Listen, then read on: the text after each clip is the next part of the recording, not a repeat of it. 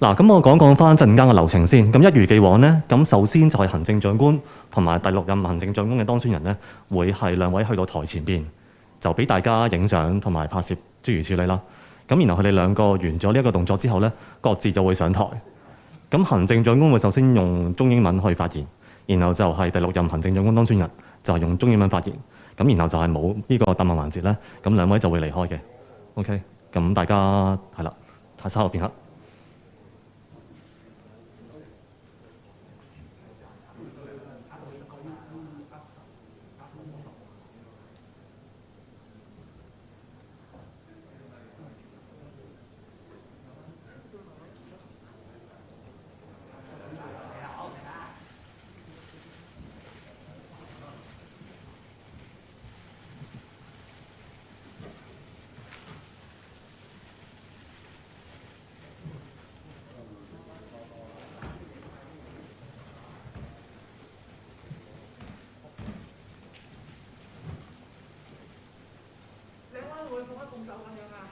唔會啦，請大家靜影相。會揮下手，唔得得唔得？揮下手。有啲動作。動作快。擺落。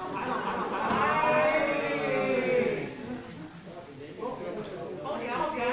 照顧下右邊，唔該右邊。中間，唔該中間。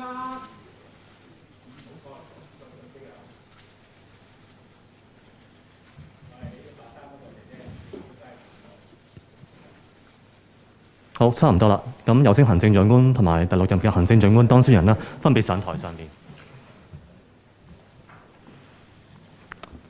好，再講翻個流程。咁首先啦，行政長官啦會用中英文啦去發言，然後第6任行政長官當選人啦亦都會用中英文去發言嘅。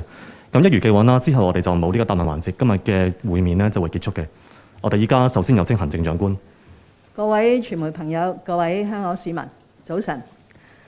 昨天5月8日，香港咧係成功同埋順利舉行咗第6任行政長官嘅選舉。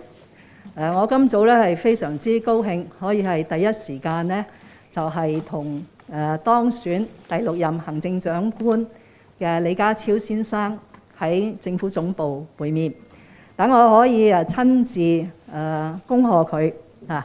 亦都係祝福佢喺未來呢個幾月咧，能夠成功組成佢嘅班子，喺未來5年帶領香港再創高峰。昨天喺香港舉行嘅第6任行政長官選舉係一個非常之重要嘅日子。呢一場選舉係自去年喺中央嘅指導同埋大力支持之下，完善咗香港特區嗰個選舉制度嘅首輪嘅3場選舉嘅最後一場。換句話說，我哋成功舉辦咗第6任行政長官選舉之後呢，按住基本法落實愛國者治港嘅政治體制，已經係圓滿咁建立起嚟。呢個對於香港未來嘅發展呢係至為重要嘅。正如昨天喺選舉之後，國務院港澳辦同埋中聯辦發出嘅聲明裏邊指出，呢一個完善香港特區嘅選舉制度係有佢個大背景，係有佢嘅必要性。但係更加重要嘅就係呢一套完善咗特區嘅選舉制度，係完全符合一國兩制嘅原則，亦都符合香港嘅實際情況。佢既可以確保一國兩制行穩致遠，亦都可以確保香港特區長期繁榮穩定。所以藉此機會咧，我想喺呢度再次感謝中央喺香港面對前所未有嘅困難嘅時候，採取咗果斷嘅措施，先後為香港制定咗香港國安法，令香港由亂轉治。其後亦都係完善咗香港嘅選舉制度，讓我哋可以長治久安。但當然喺呢個過程裏邊呢，支持呢啲咁重要嘅工作，仍然有好多嘅團體同埋個人，我亦都喺呢度一併咧係向佢哋表示謝意。因為大家會記得啦，由舊年3月30日全國人大常委會修訂咗附件1同埋附件2之後，一連串嘅跟進工作咧係一個非常之緊湊嘅時間表下進行嘅，包括本地嘅立法工作啦，同埋先後順利安排咗呢3場嘅選舉。咁所以喺呢度要向立法會支持我哋當日好高效通過本地嘅選舉法例修訂嘅每一位議員。我亦都要多謝特區政府裏邊嘅每一位同事，特別係負責選舉政策嘅政制及內地事務局，同埋籌備呢3場選舉由馮華法官領導嘅選舉管理委員會，同埋數以千萬計參加過籌備呢3場選舉嘅每一位公務員嘅同事。就以昨天為例呢，我相信我哋係動員咗數以千計嘅同事，確保呢場選舉喺公平、公正、誠實、高效同埋安全嘅環境之下進行嘅。最後我想講呢，就喺嚟緊本屆政府嘅餘下任期，即係話唔到2個月，我哋仍然有大量嘅工作要做。其中一個重要工作呢，就係同下一屆嘅政府呢係順利交接。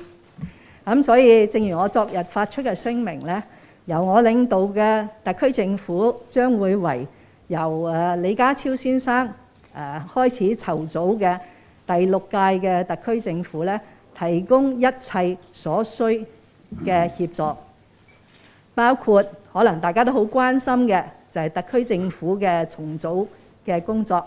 我哋會喺最快嘅時間裏邊呢，能夠完成相關嘅程序。與此同時呢，我哋亦都會繼續穩控疫情，為日後同內地通關創造必要嘅條件，亦都會讓香港嘅社會呢盡快回復常態，等市民可以開開心心咁參加慶祝特區成立25週年嘅活動。Let me now say a few words in English. It gives me great pleasure to welcome Mr. John Lee back to the Tamar government offices, following his very successful election as a 6th-term chief executive of the Hong Kong Special Administrative Region yesterday. During our brief meeting this morning, I extended to John my warmest congratulations for his election as our next chief executive. And I also promise that this term of government will render all the necessary assistance and support to ensure that he will have every success in forming his governing team and will lead Hong Kong to a greater height in the next 5 years. Yesterday's chief executive election is a very important occasion because it was the third and the final of the first round of 3 elections following the improved electoral system of the Hong Kong Special Administrative Region.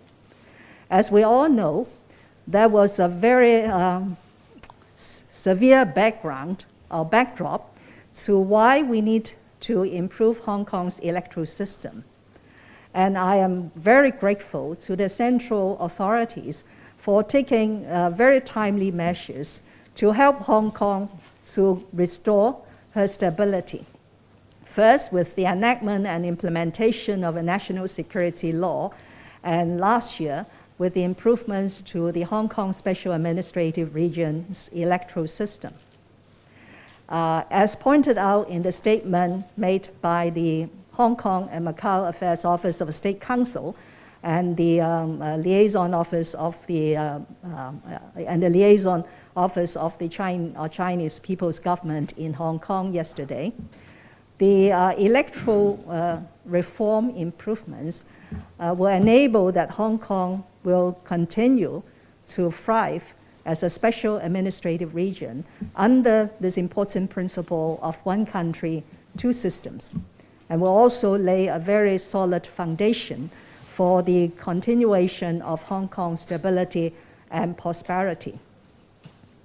I have to take this occasion to thank, above all, the central authorities for their support and guidance over these years, especially in the improvements to the electoral system, but also to thank thousands of colleagues who had put in a lot of efforts to put in place not only the local legislation for the electoral arrangements, but also to mount 3 successful elections.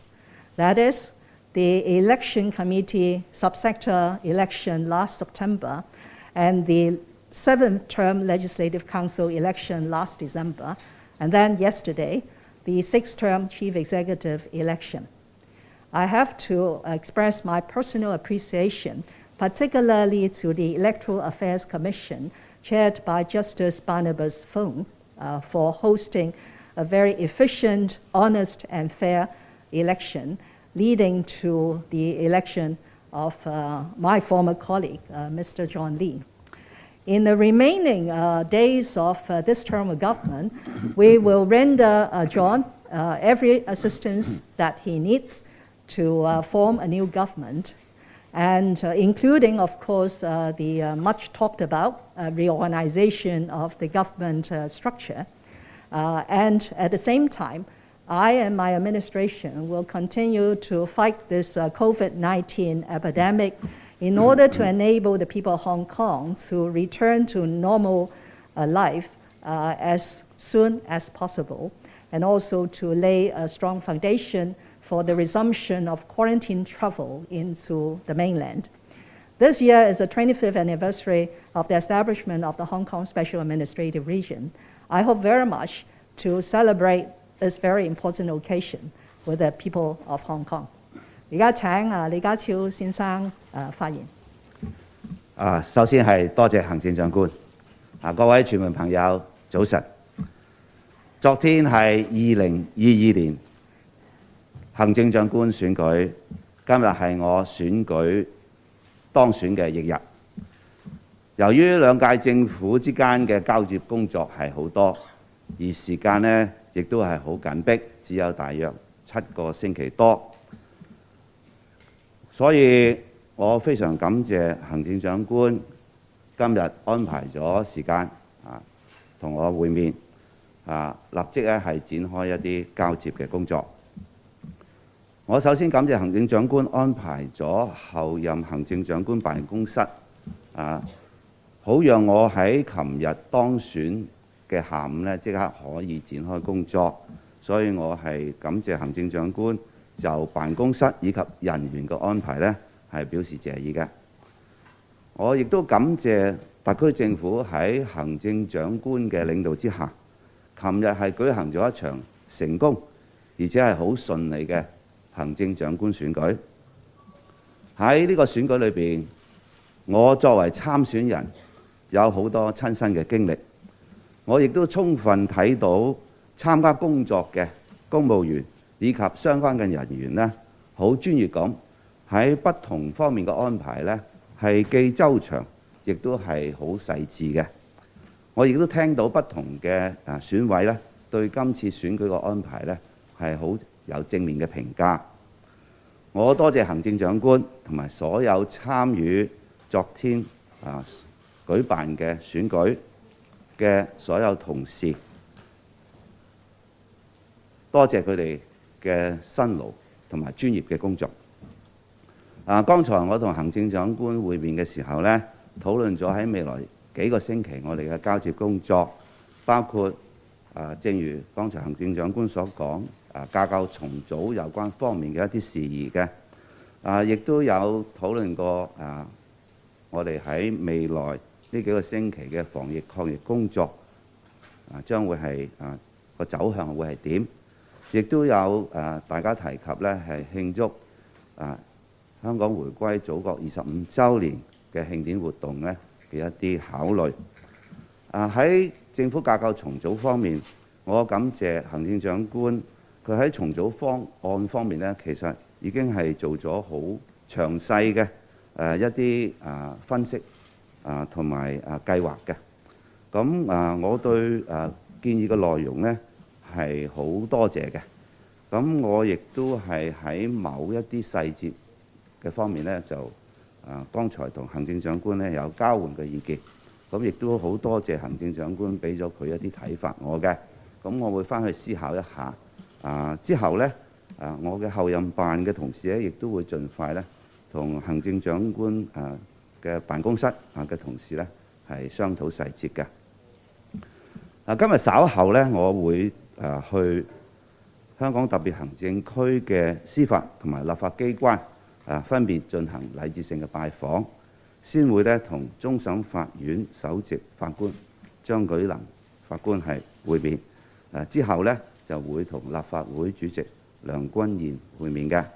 今日下晝呢，我亦都會分別呢去拜訪4個中央駐港機構作禮節性拜訪嘅，即係中央人民政府駐香港特別行政區聯絡辦公室、中央人民政府駐香港特別行政區維護國家安全公署、外交部駐香港特別行政區特派員公署，以及中國人民解放軍駐香港部隊。係多謝大家。跟住我用英文同大家講講。Yesterday was the 2022 Chief Executive election. I'm grateful to the Chief Executive, Mrs. Carrie Lam, for meeting me today, right on the next day after I was elected. I just had a very useful meeting with the Chief Executive.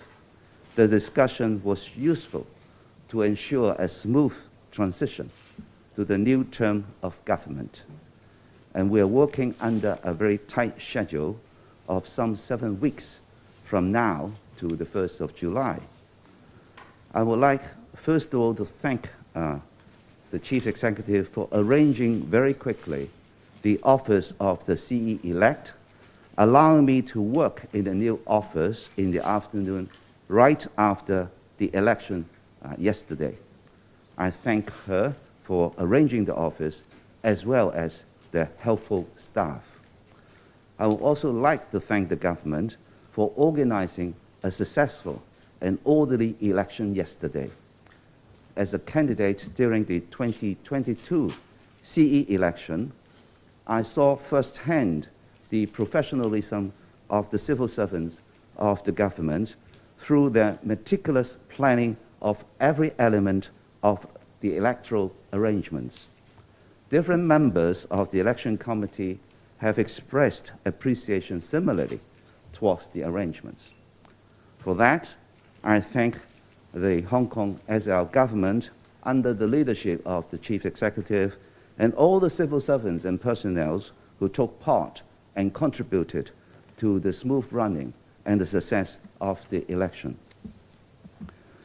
During the meeting with the Chief Executive earlier, we talked about a number of major tasks to be accomplished in the coming weeks of transition, including the proposed government reorganization package, the latest situation of Hong Kong's work in fighting the epidemic, as well as activities celebrating the 25th anniversary of the establishment of the Hong Kong SAR. I'm grateful to the Chief Executive for proposing a package of government reorganization, which facilitates the smooth transition between the 2 terms of government.